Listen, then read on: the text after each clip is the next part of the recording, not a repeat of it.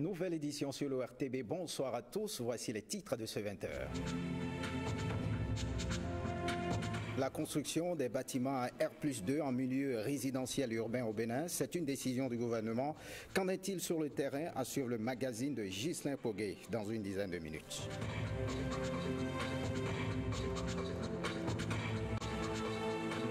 Filière véhicules d'occasion, des réformes en perspective au Bénin. Les importateurs saluent la décision des autorités et décident d'accompagner la relance. William Tchoki nous en dira davantage.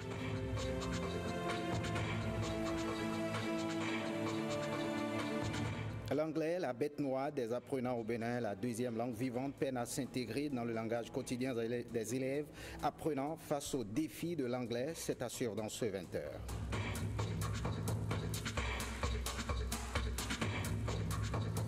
Bonsoir Jérôme. Bonsoir Koudous Abdoulaye. 5 ans et 10 ans de travaux forcés, ce sont là les peines prononcées à la cour d'assises ce mardi. Tout à fait, il s'agit d'un cas de viol et un cas de meurtre, des cas sur lesquels nous reviendrons dans quelques secondes. Merci à vous Jérôme, à tout à l'heure. Les administrateurs de l'Observatoire de l'emploi et de la formation sont depuis ce matin en atelier, un atelier de formation sur les techniques quantitatives d'évaluation des politiques d'activité du marché du travail au Bénin. Blaise Adampo nous en parle. Cet atelier de formation rassemble les acteurs du système d'information sur le marché du travail. Il est initié par l'Observatoire de l'emploi et de la formation, OF. La formation sur les techniques quantitatives d'évaluation des politiques actives du marché du travail au Bénin, sans aucun doute, nous permettront de connaître et maîtriser les outils de collecte de données quantitatives.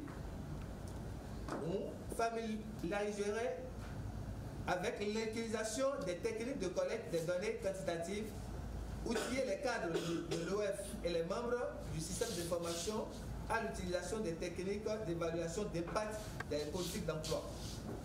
La lutte contre le chômage étant l'un des objectifs du gouvernement, cette semaine de formation a le soutien du ministère du Travail et de la fonction publique. Vous n'êtes pas sans savoir que la question de l'emploi occupe une place importante dans le programme d'action du gouvernement, notamment en son pilier 3 qui vise l'amélioration de la croissance économique, en son axe stratégique 6 et le point 2 qui traite de la promotion de l'emploi des jeunes et des femmes. Action 22 dont l'objectif est l'amélioration du système d'information marché de l'emploi des jeunes et des femmes et qui est bien en phase avec les orientations du ministère du Travail, de la fonction publique et des affaires sociales. 10 jours de formation financés par le Bureau international du travail pour trouver des techniques d'évaluation des politiques actives de l'emploi au Bénin.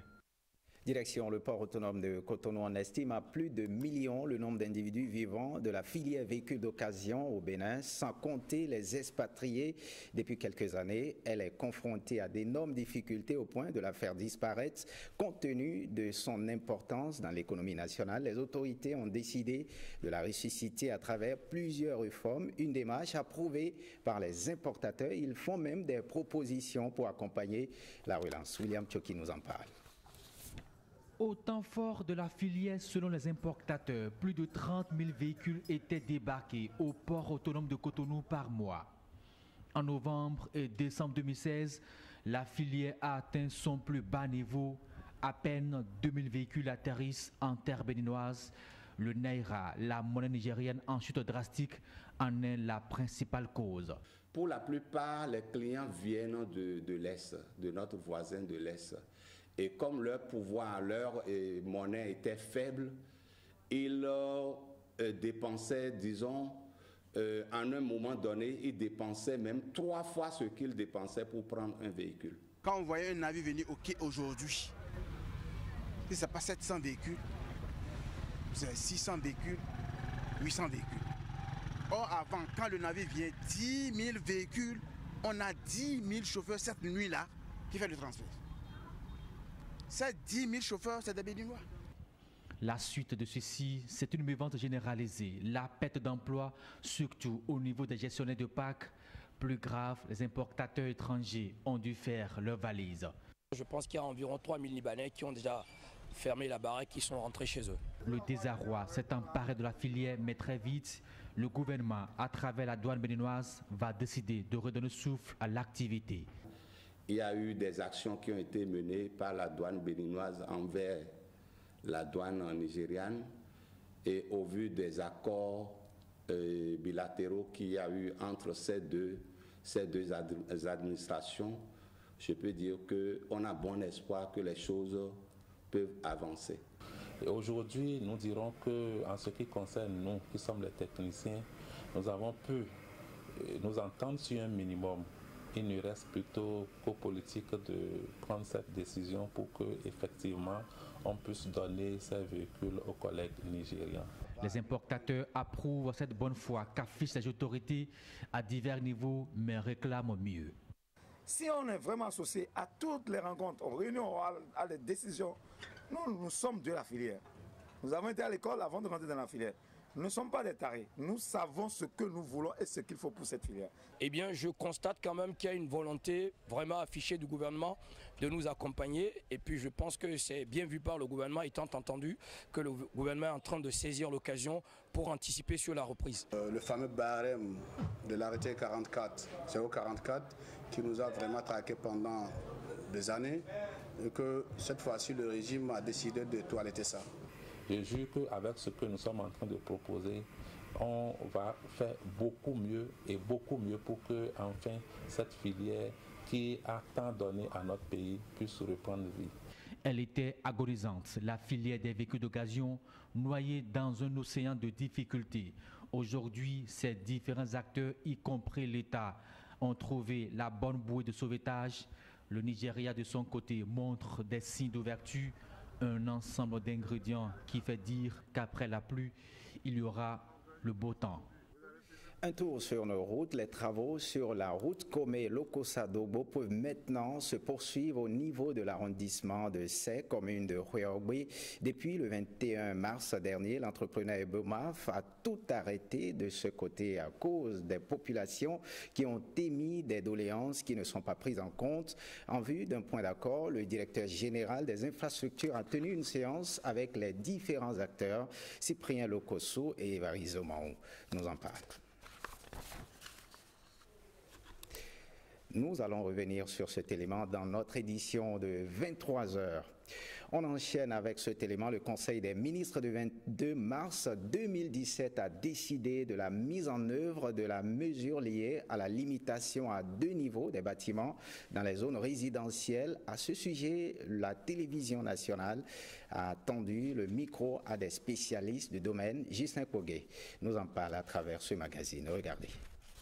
À l'issue du Conseil des ministres du 22 mars 2017, le ministre d'État secrétaire général à la présidence annonce: en zone résidentielle urbaine, la combinaison de toutes les prescriptions minimales limiterait la hauteur des bâtiments à un rez-de-chaussée plus 2 niveaux, avec ou sans sous-sol.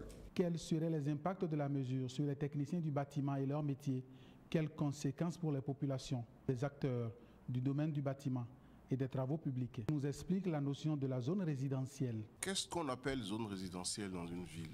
C'est tout le reste quand vous avez enlevé la zone commerciale, la zone administrative, les zones de service. La zone résidentielle, c'est la zone qui n'abrite que des habitations. À Cotonou, on peut citer comme zone résidentielle les zones comme la Padoua, la zone de la radio, la haie vive, la zone des cocotiers. Parce que si tu vas construire R+5, R+6 là-bas, dans ces zones-là, vous constatez que de là-bas, vous pouvez regarder chez le voisin de façon imbue. Donc ça perturbe les autres dans leur intimité, ça pose des problèmes de sécurité et ça pose des problèmes de bon voisinage simplement. Vous êtes dans votre maison, vous avez une maison plein pied, c'est-à-dire peut-être un rez-de-chaussée. Et puis vous voyez du jour au lendemain une maison de 8 étages qui s'installe, qui tue votre intimité. Cet immeuble génère peut-être du trafic, parce que c'est peut-être un hôtel qui n'est pas adapté à une zone résidentielle, a des besoins en matière de services, a des besoins de gestion de déchets, de ramassage de déchets, de circulation, de stationnement, autant de choses qui peuvent très facilement tuer une zone résidentielle si ce n'est pas réglementé. C'est donc dans ces zones que l'État central limite les bâtiments à R+2, c'est-à-dire le rez-de-chaussée plus 2 niveaux. Interdiction d'aller plus loin. C'est l'État qui indique une zone résidentielle. Mais qu'est-ce qui peut motiver une pareille décision? Quand vous parlez de limitation de hauteur à R+2, c'est des calculs qui se font. À ceux qui posent la question de l'opportunité ou non de la mesure, le président de l'Ordre national des architectes et urbanistes répond. C'est une décision qui est contenue déjà dans un décret depuis 2014. C'est le décret 2014-205 du 13 mars 2014 portant réglementation de la délivrance du permis de construire en République du Bénin. Ce décret dit que dans les zones résidentielles, le coefficient d'emprise au sol est limité à 60%.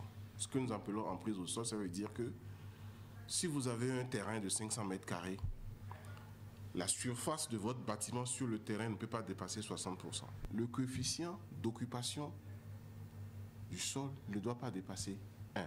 Vous construisez au bord d'une voie qui a 10 mètres de large, votre bâtiment en hauteur ne peut pas dépasser 10 mètres de hauteur. Tout ça est dans le décret de 2014. Une décision comme celle-là a besoin de l'adhésion des spécialistes du domaine pour sa mise en œuvre. Elle est la bienvenue. Ils adhèrent, mais proposent. Il faudrait que le gouvernement puisse accompagner aujourd'hui les communes pour que toutes les communes disposent de plans directeurs zone par zone. Nous sommes dans un pays où tout le monde construit ce qu'il veut, n'importe où et n'importe comment. C'est une suggestion que l'État repense un peu cette décision. Ça occupe beaucoup d'aspects importants, dont l'aspect socio-économique.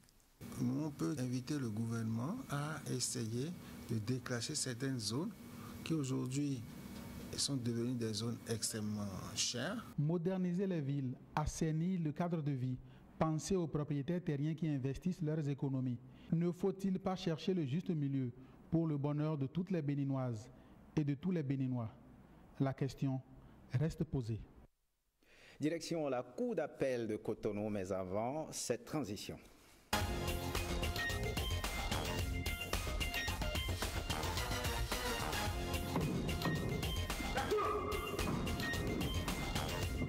L'audience est ouverte.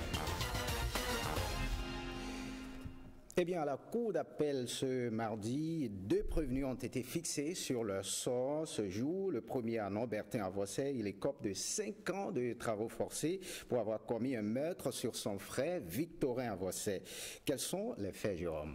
Tout à fait, c'est une histoire d'héritage entre les membres d'une même famille dans la commune de Zé. Bertin Avossé a vendu une parcelle de son feu père à l'insu de son frère aîné, Victorin Avossé. Ce dernier a fait recours au chef de village et arrive à obtenir la somme de 10 000 francs CFA chez Bertin. C'est le début d'un conflit, un conflit qui a conduit à la découverte le 1er novembre 2012, très tôt le matin, du corps de Victorin Avossé dans sa chambre. Inculpé pour meurtre, Bertin Avossé a nié les faits à toutes les étapes de la procédure. Ce matin, le ministère public fait constater que tous les éléments constitutifs du crime de meurtre sont réunis, à travers notamment l'homicide, l'acte d'homicide, l'intention de donner la mort et la personnalité humaine de la victime. Il requiert conformément aux articles 295 et 304 alinéa 3 du Code pénal la condamnation aux travaux forcés à perpétuité, tandis que les avocats de la défense plaident pour l'acquittement pur et simple de leurs clients, faute, disent-ils, de preuves. La Cour le condamne à 5 ans de travaux forcés. Or, il est dans sa 5e année d'emprisonnement. La Cour a été présidée par Zachary Dassepo avec comme greffier Christophe Théou, ministère public Christian Ataï et les avocats de la défense sont Brice Roussou et Priska Ogoubi. Très rapidement, Jérôme, la deuxième affaire est un cas de viol sur mineur. Tout à fait courant, année scolaire 2012-2013. Chadas Gongo, il est enseignant dans un complexe scolaire. Il a l'habitude de faire attendre de façon rotative les filles après les séances de répétition pour tenir les relations sexuelles avec elles. La dernière situation s'est produite avec 2 fillettes. Inculpé de crimes de viol sur mineur, il a reconnu les faits à toutes les étapes de la procédure. Le ministère public a requis contre lui 20 ans de travaux forcés Mais finalement, c'est à 10 ans de travaux forcés que la Cour l'a condamné. A condamné Chadas Gongo, plus une amende de 1 million de francs CFA pour chacune des 2 mineurs. Cette Cour a été présidée par Aboudou Ramanouali, greffier Édouard Zavonon. Ministère public Boni Seydou Kwegounou et maître Robert Dossou a défendu les intérêts de la partie civile. Et puis demain, 2 dossiers seront examinés. Tout à fait, oui. Demain, mercredi, 2 dossiers inscrits au rôle de cette session. Le premier est un cas de coup mortel survenu à Alada en 2012 et le deuxième est un cas de viol sur mineur survenu à Porto Novo en 2013. Merci à vous, Jérôme Ongbo. Direction chez nos forces de sécurité, renforcement de capacité des hommes en uniforme en matière d'intégrité et d'éthique professionnelle. C'est une initiative de l'ambassade américaine qui vise à offrir les rudiments nécessaires aux responsables chargés d'appliquer la loi au Bénin. Huguette Ondelo. Cet atelier vient mettre l'accent sur les meilleures stratégies et procédures pour établir une culture d'intégrité et d'éthique professionnelle pour la conduite d'enquêtes crédibles. Cet atelier de formation représente la deuxième phase de l'objectif de la mission américaine, qui est de bâtir des institutions solides et une gouvernance démocratique en renforçant le professionnalisme des agents chargés de l'application de la loi pour lutter contre le crime transnational organisé et le trafic de drogue. Cette initiative s'inscrit dans la vision du chef de l'État pour une justice crédible et plus accessible à tous.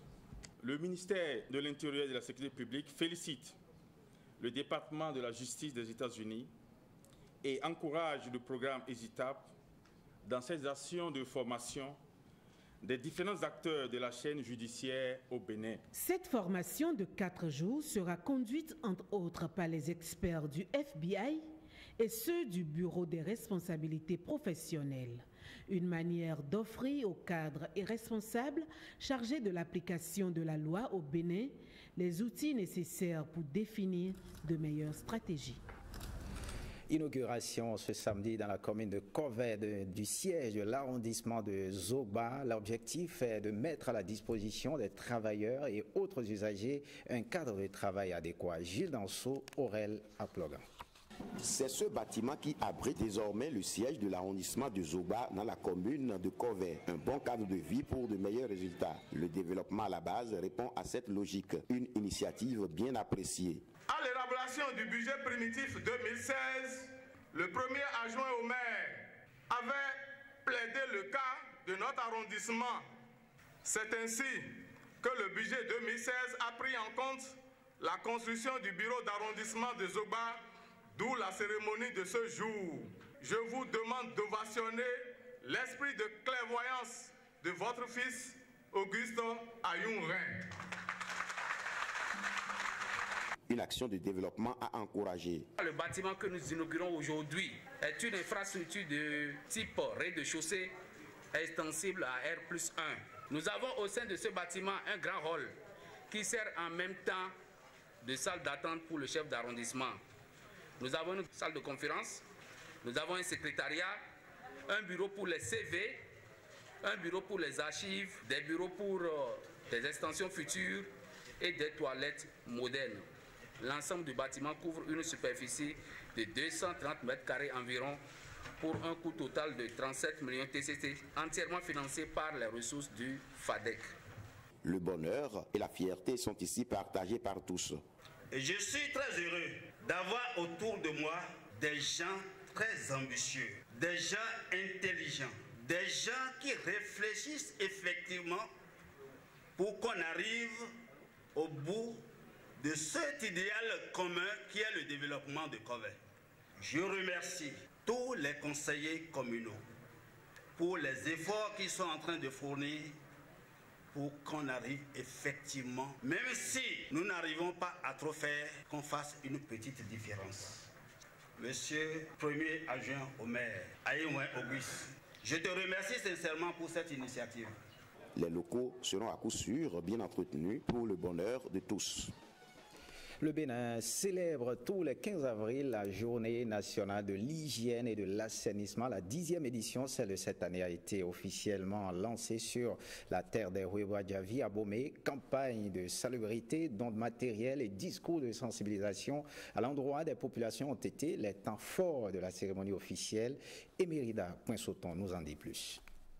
On peut être pauvre mais propre, car avec la propreté, on peut éviter de nombreuses maladies. C'est conscient de cela que le Bénin célèbre depuis 2008, 10 ans donc, la journée de l'hygiène et de l'assainissement. But visé, sensibiliser les populations sur les bons gestes à adopter quotidiennement pour un cadre de vie sain. Nous sommes en train d'aller dans la saison pluvieuse.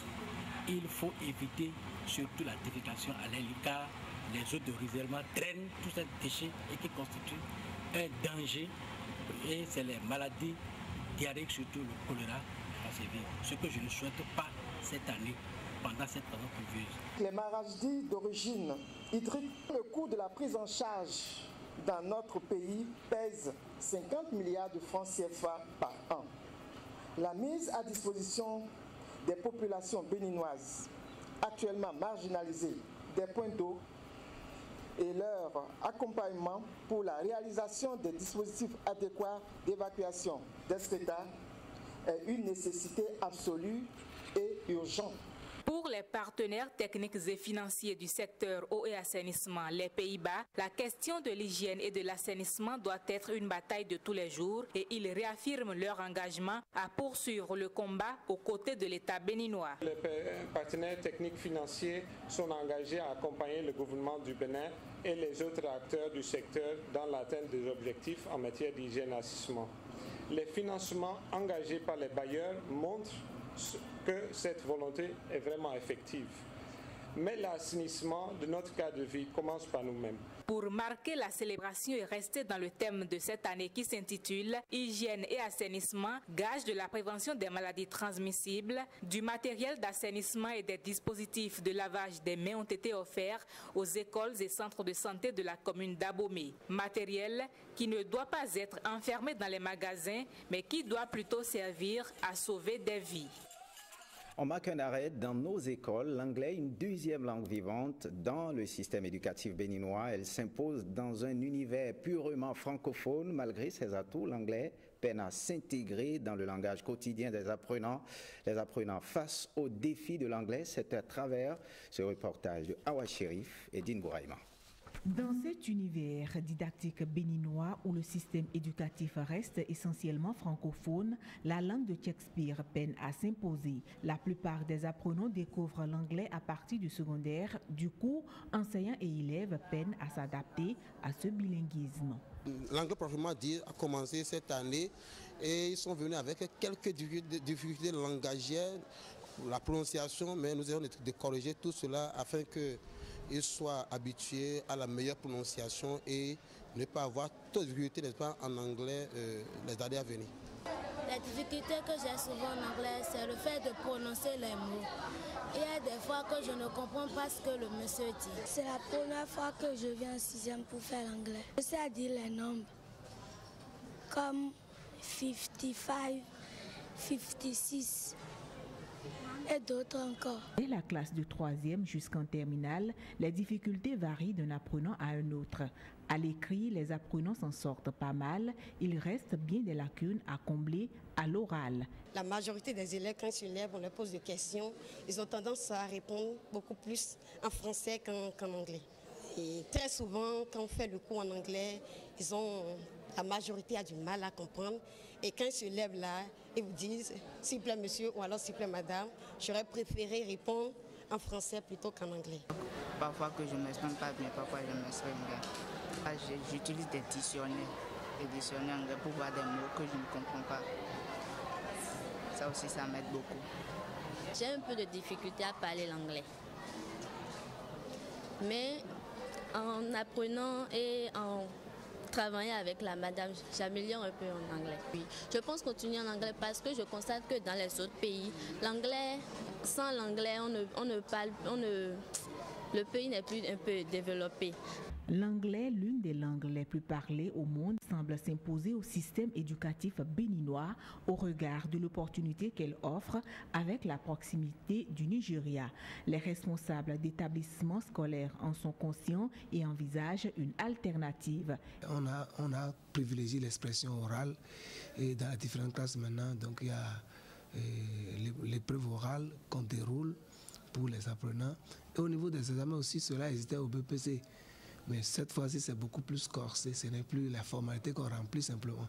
Je suis passé dans toutes les classes pour faire toucher du doigt aux enfants l'importance, l'utilité de l'anglais. Cette langue s'impose, même au marché d'Antokpa. Le gouvernement béninois s'arrime à cette nécessité linguistique. Son programme d'initiation à l'anglais dès le primaire devrait pouvoir répondre à cette ambition. Un tour dans nos couvents, un peu moins de 3 semaines de son intronisation en tant que roi de Pobé, Assibodé Aketiwo Otebole a effectué le pèlerinage d'Elé. Elle est un arrêt obligatoire pour tout nouveau souverain de Pobé. Le récit du parcours est signé Guillaume Avienou et Brice Fongor.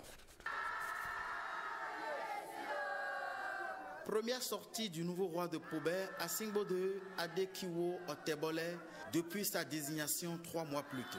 Sa Majesté parcourt un parcours rituel de 5 km devant le conduire à Elé. Elé, un lieu de pèlerinage pour tout roi de Pobé ayant accueilli les premiers ancêtres du royaume. C'est ici, à 5 km du centre-ville, à la frontière avec le Nigeria, précisément l'état d'Oyo d'où ils avaient pris le départ, que les ancêtres des rois de Pobé ont marqué leur premier arrêt. Avant son intronisation, on doit venir se procéder ici pour demander le quitus de nos ancêtres avant d'aller au palais. Tous les rites habituels qui se font au niveau de Pobé Centre se feront ici dans la même journée. Et c'est comme un pèlerinage et tout roi de Pobé doit venir ici au moins 3 fois. Donc ça, c'est la première fois et avant son entrée au palais. Pour tout natif de Pobé, le rituel de la descente du nouveau roi sur le site d'Elé est tout un symbole. C'est devenu une tradition. À tout moment, à la veille de l'intronisation d'un nouveau roi, le nouveau roi doit venir ici pour cette tradition-là. Et c'est ça qui justifie la présence massive de la population ici aujourd'hui. Ce pèlerinage pédestre du roi, le premier d'une série de 3, façonne lentement le règne de celui-ci. Dans 3 semaines, Assibodé Adekiwo Otebole va être officiellement intronisé, devenant ainsi le 20e souverain du royaume de Pobé. Fin de ce journal. Merci de l'avoir suivi. Le programme prévoit à partir de 21h le magazine Soirée Sport et 2 feuilletons, Les Choix de l'amour et Oui Vautio. Prenez le rendez-vous du journal le soir à partir de 23h. Ce sera avec William Choki. Merci de nous avoir suivis. Bonne suite des programmes sur l'ORTV.